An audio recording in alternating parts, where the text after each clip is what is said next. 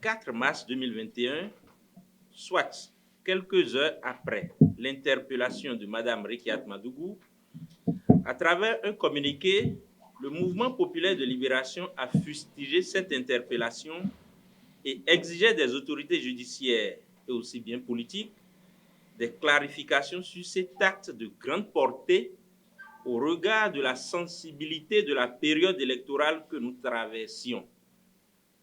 Par la suite, ce fut le tour du professeur Joël Aïvo, interpellé le 15 avril 2021. Mesdames et messieurs de la presse, notre démocratie ainsi que notre vivre ensemble subissent depuis plusieurs années une érosion significative, une situation fébrile et due au refus chronique du pouvoir en place d'observer de façon sincère les règles du jeu démocratique afin de panser les plaies et repartir sur des bases plus saines et porteuses d'espoir pour le pays et sa jeunesse. Les éléments chrysogènes ne cessent de s'amonceler.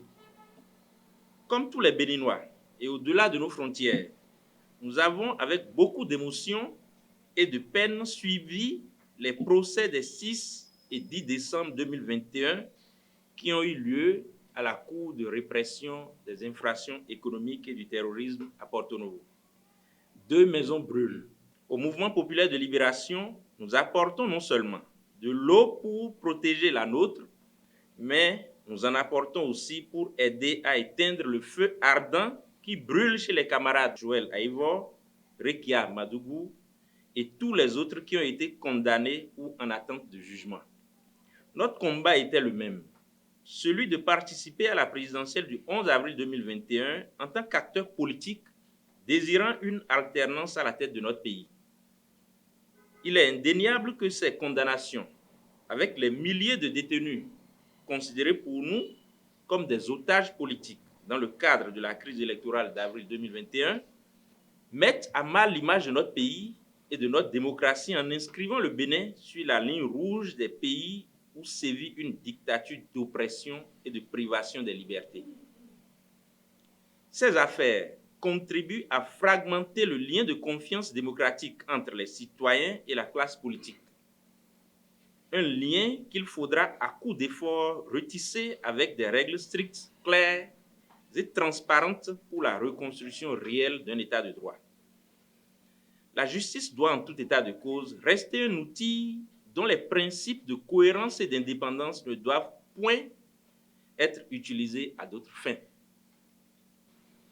Au Mouvement populaire de libération, nous prenons acte de tout et comme les camarades qui viennent d'être condamnés, qui pour blanchiment d'argent, atteinte à la sûreté de l'État et qui pour financement du terrorisme, nous demandons au chef de l'État, qui est le premier magistrat et qui connaît le parcours de ces jeunes qui ont beaucoup donné et pourraient encore le faire à notre pays, d'user de tous les moyens légaux possibles pour qu'ils sortent de là très rapidement.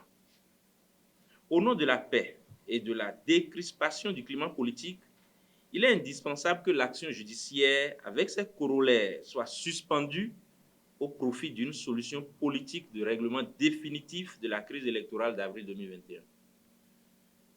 La solution n'est pas toujours la loi et la règle, mais le dialogue.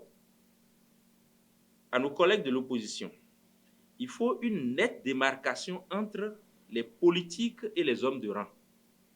Car tout rapport entre ces deux catégories d'acteurs, quelle que soit la nature, sera perçu comme source d'insécurité et d'instabilité par le régime qui ne se fera pas prier pour en user et abuser au fait d'éliminer les adversaires politiques. À Joël Aïvo, Rekia Madougou et tous les autres, nous voudrons ainsi, au nom de la jeunesse béninoise, leur exprimer notre sincère compassion et notre proximité de pensée. Qu'ils se rassurent que le combat continuera jusqu'à leur libération. Nous demandons à tous les Béninois qui se réclament de l'opposition de continuer à travailler ensemble avec nous, les mains nues, dans tous les villages et quartiers de ville, afin qu'en 2023 se lève une aube nouvelle qui conduira vers 2026.